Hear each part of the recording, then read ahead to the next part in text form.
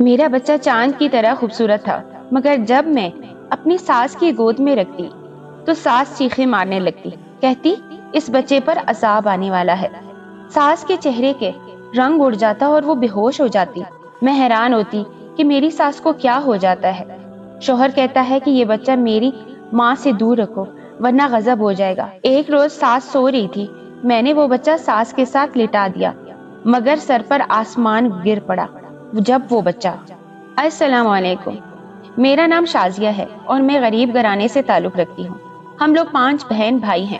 گھر کے افراد زیادہ ہونے کی وجہ سے ہمارے گھر کا گزارا کافی مشکل سے ہوتا تھا، اور اوپر سے ہمارے باپ کا انتقال ہو گیا۔ اس کے بعد تو جیسے ہم پر غربت کا عذاب آ گیا تھا۔ ہمیں 2 وقت کا کھانا بھی بڑی مشکل سے ملتا تھا۔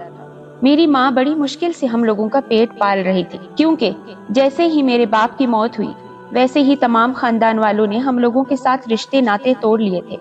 لیکن چونکہ میرے بھائی بڑے تھے، اسی وجہ سے میری ماں کو کچھ وقت کے لیے ہی غربت کا سامنا کرنا پڑا اور میرے بھائی کام پر لگ گئے۔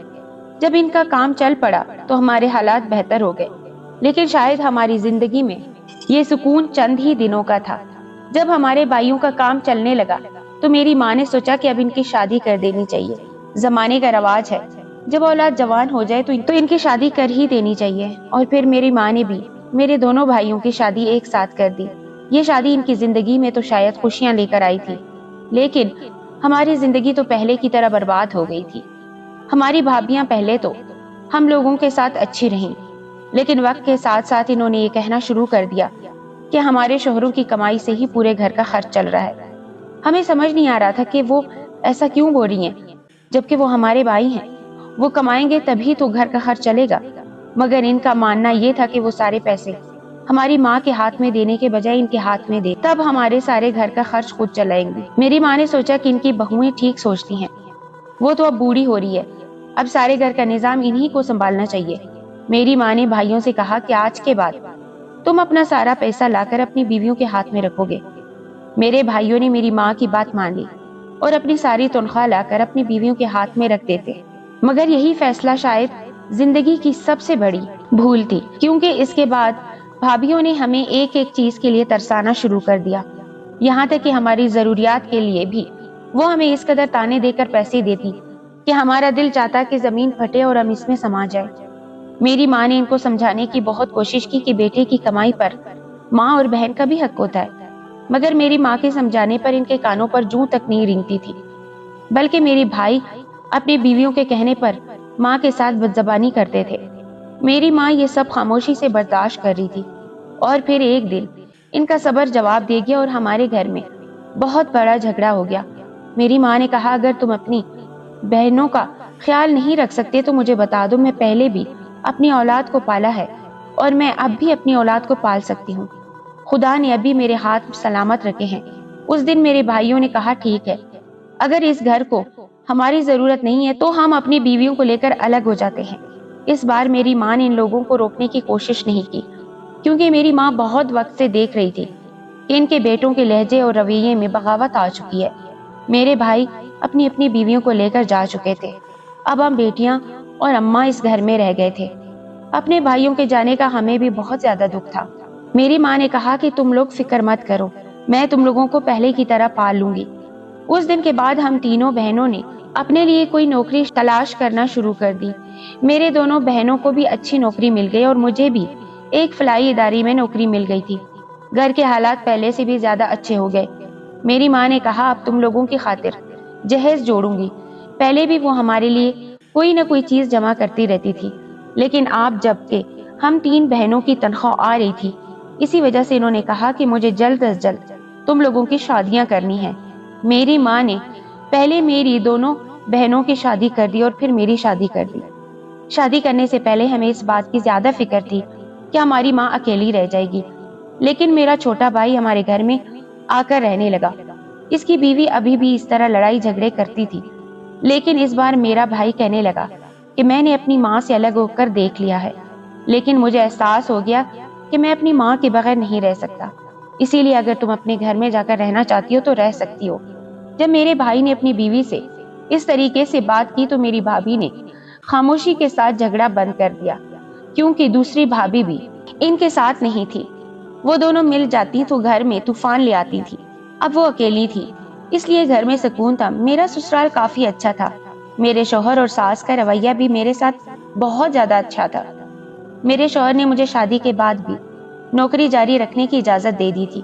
میری ساس کو بھی میری نوکری سے کوئی مسئلہ نہیں تھا اور مجھے یہ بات بہت اچھی لگی تھی۔ وقت گزرتا گیا اور ہماری شادی کو کافی عرصہ ہو گیا تھا، لیکن ہمارے پاس اولاد ہی نہیں تھی۔ ہم نے کافی علاج کروایا، لیکن ڈاکٹرز نے ہمیشہ کہا کہ تمہارے شوہر میں باپ بننے کی صلاحیت نہیں ہے۔ یہ بات سن کر میرے شوہر کے تو جیسے زمین و آسمان گھوم گئے ہوں۔ اب وہ مجھ سے نگاہیں چرانے لگتے تھے۔ میں نے کہا یہ اللہ کی مرضی ہوتی ہے، وہ چاہے تو آپ کو ٹھیک بھی کر سکتا ہے۔ اور میری ساس نے مجھے کبھی اولاد کا تانا نہیں دیا تھا۔ شاید انہیں معلوم تھا کہ ان کے بیٹے میں ہی خرابی ہے، اس میں میرا کوئی قصور نہیں ہے۔ میری شادی کو 4 سال ہو چکے تھے، مگر ہمارے گھر کوئی اولاد نہیں ہوئی تھی۔ ہمیں صرف اللہ سے ہی ہر امید تھی۔ ایک دن میں اپنی جاب پر گئی تو وہاں کوئی 2 دن کا بچہ چھوڑ کر چلا گیا تھا۔ مجھے بہت ترس آیا اور اس بچے کو میں نے گود لے لیا۔ میرا شوہر بھی بہت خوش ہوا، کیونکہ ہم لوگ بے اولاد تھے۔ ہمیں اولاد کا سہارا مل گیا تھا اور اس بچے کو ماں باپ بھی مل گئے تھے۔ مگر اس بچے کے آنے کے بعد ہمارے گھر میں ایک بہت ہی عجیب بات ہونے لگی تھی۔ میں وہ بچہ جب بھی ساس کی گود میں رکھتی تو پہلے ان کے چہرے سے رنگ اڑ جاتا اور پھر وہ بے ہوش ہو جاتی۔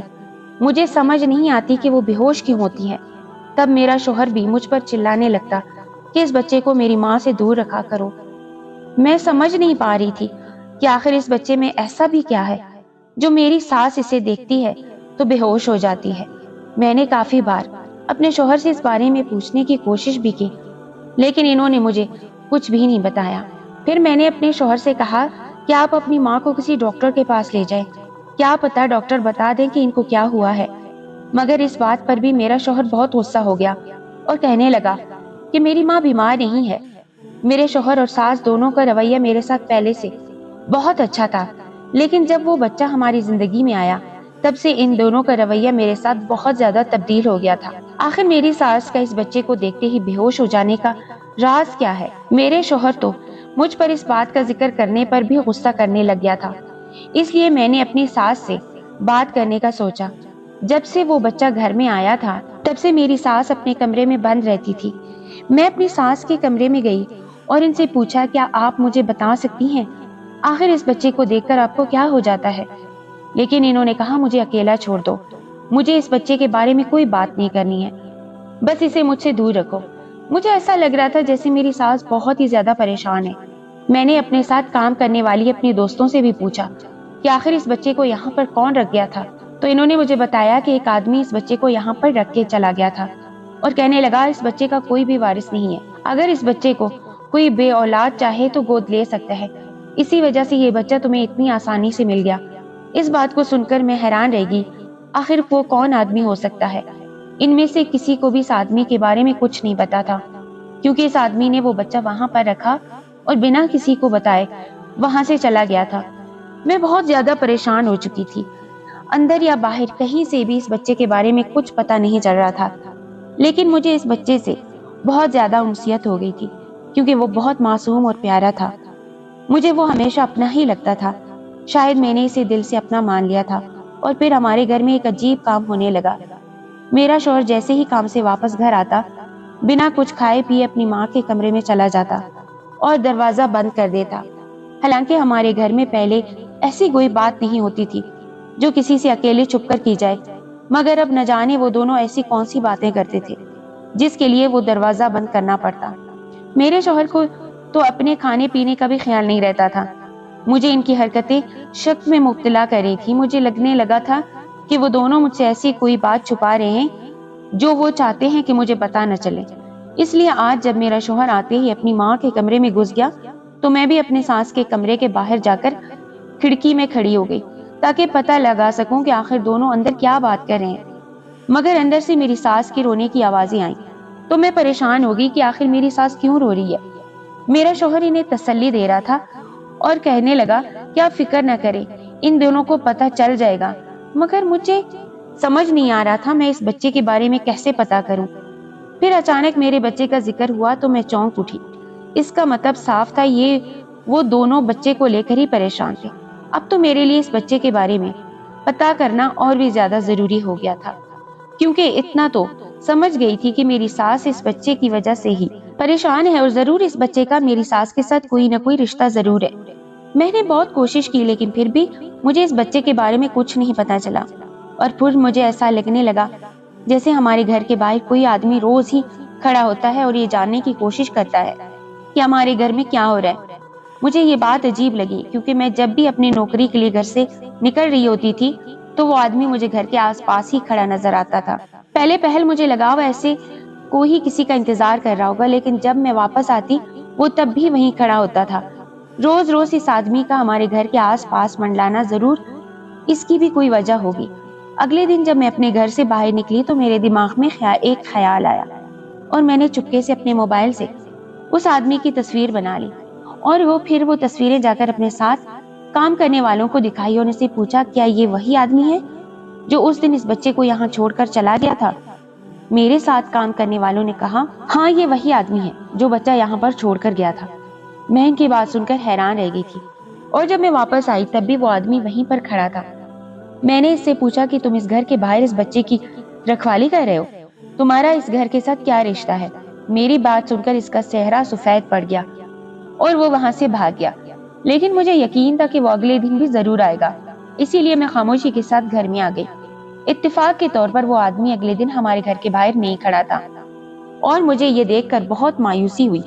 مجھے لگا تھا کہ وہ مجھے اس بچے کے بارے میں ضرور کچھ نہ کچھ بتا دے گا، لیکن خیر اتنا تو میں جانتی تھی کہ اس کا ہمارے گھر کے ساتھ کوئی رشتہ ہے۔ پھر میں نے اس بچے کا DNA ٹیسٹ کروانے کا سوچا اور جیسے ہی میں نے ٹیسٹ کروایا تو میرے پیروں تلے سے زمین نکل گئی۔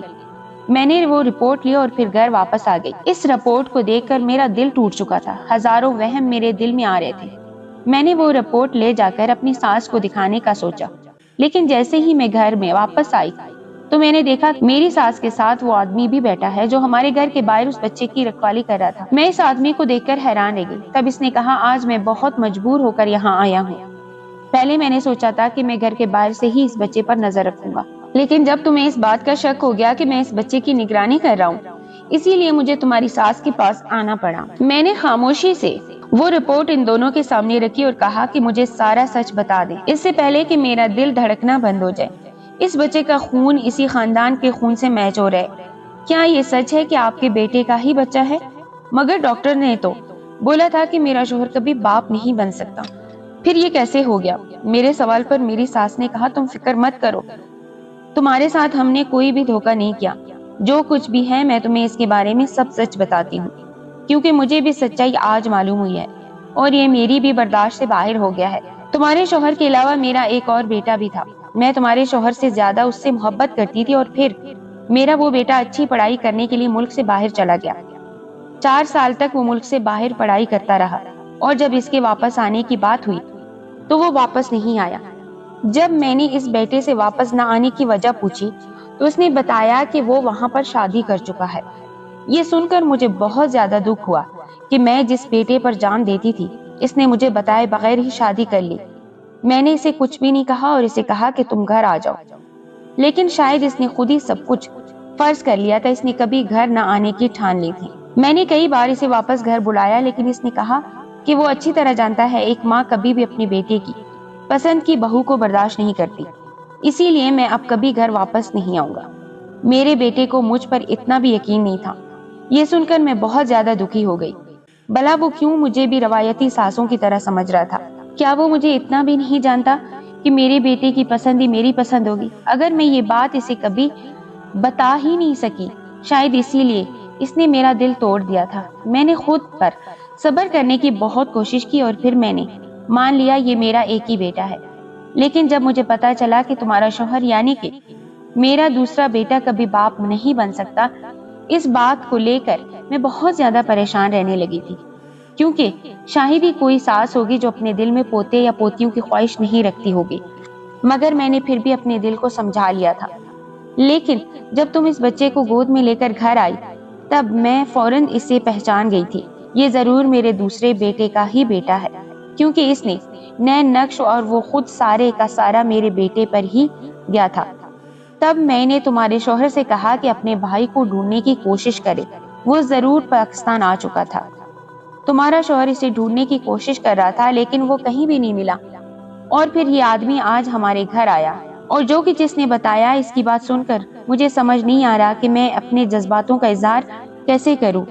میں نے کہا اس آدمی نے ایسا بھی کیا بول دیا ہے، مگر میری ساس نے کوئی جواب نہیں دیا۔ شاید ان میں اب بولنے کی طاقت نہیں بچی تھی۔ اس کے بعد وہ آدمی یکدم سے بول پڑا اور کہا کہ اب باقی کی باتیں میں بتاتا ہوں۔ اس آدمی نے کہا ان کا بڑا بیٹا جو کہ دوسرے ملک میں تھا، وہ میرا بہت اچھا دوست بن گیا تھا۔ جب اس نے وہاں پر شادی کی تو میں اس کا گواہ بنا تھا۔ وہ واقعی میں اسی لیے پاکستان نہیں آ رہا تھا کہ ضرور اس کی ماں اس کی بیوی کے ساتھ برا سلوک کرے گی، لیکن کچھ دن پہلے وہ پاکستان واپس آ رہے تھے کیونکہ اس کی بیوی ماں بننے والی تھی۔ ان کے بیٹے کا ماننا تھا کہ جب ان کی ماں یہ خبر سنیں گی کہ وہ دادی بننے والی ہے تب وہ ان دونوں کو ضرور معاف کر دیں گی۔ میں بھی اس کے ساتھ ہی پاکستان واپس آ رہا تھا، مگر ان دونوں کا ایکسیڈنٹ ہو گیا۔ میں ان دونوں کو اسپتال لے کر گیا، ان کا بیٹا راستے میں ہی مر گیا تھا، مگر ان کی بہو بچے کو جنم دینے کے بعد ہی مر گئی۔ مجھے سمجھ نہیں آ رہا تھا کہ میں اس بچے کو کہاں لے کر جاؤں، کیونکہ ان کا بیٹا تو یہاں پر اپنی ماں کو سرپرائز دینے آیا تھا، اور ان کے بیٹے نے پہلے ان سے معافی تلافی بھی نہیں کی تھی۔ مجھے نہیں معلوم تھا کہ ان کی ماں کو اپنے بیٹے پر کتنا غصہ ہوگا، اس لیے میں اس بچے کو یہاں پر لانے سے ڈر رہا تھا۔ مگر جب مجھے پتا چلا کہ ان کے دوسرے بیٹے کے ہاں اولاد نہیں ہے اور اس کی بیوی ایک فلاحی ادارے میں کام کرتی ہے، تو میں یہ بچہ لے کر وہیں پہنچ گیا اور وہاں کے کام کرنے والوں سے کہا کہ جس کے ہاں اولاد نہ ہو وہ اس بچے کو گود لے سکتا ہے، اور میری امید کے عین مطابق وہ بچہ آپ نے گود لے لیا تھا۔ لیکن پھر بھی میں اس بچے کی نگرانی کے لیے آپ کے گھر کے باہر پہرہ داری کرتا تھا۔ میں نے یہ پہرہ کچھ دن ہی کرنا تھا۔ مجھے ڈر تھا کہ آپ لوگ اس بچے کو کہیں دوسری جگہ نہ چھوڑائیں، اور میں ایسا نہیں چاہتا تھا کیونکہ اس بچے کو میں کسی اپنے کو دینا چاہتا تھا، مگر مجھے ایسا کچھ نظر نہیں آیا۔ اور آج جب میں واپس جانے لگا ہوں تو سوچا کہ آپ لوگوں کو ساری سچائی بتا دیتا ہوں کہ یہ آپ کا ہی پوتا ہے۔ میں نے اسے کہا کہ ہم اس بچے کو کہیں چھوڑ کر نہیں آئیں گے۔ میری ساس کا رو رو کر برا حال ہو رہا تھا۔ شاید میں کبھی بھی ان کا دکھ نہیں سمجھ سکتی تھی، اس لیے میں نے اپنے شوہر کو ان کے پاس بھیج دیا اور کہا کہ اس وقت آپ ہی اپنی ماں کو سنبھال سکتے ہیں، لیکن کاش ان کا بیٹا ان پر تھوڑا سا یقین کر لیتا تو شاید یہ حالات پیدا ہی نہ ہوتے تھے۔ وہ آدمی جا چکا تھا اور کچھ عرصے بعد میری ساس کو بھی صبر آ گیا تھا۔ آج ہم سب ہنسی خوشی رہ رہے ہیں۔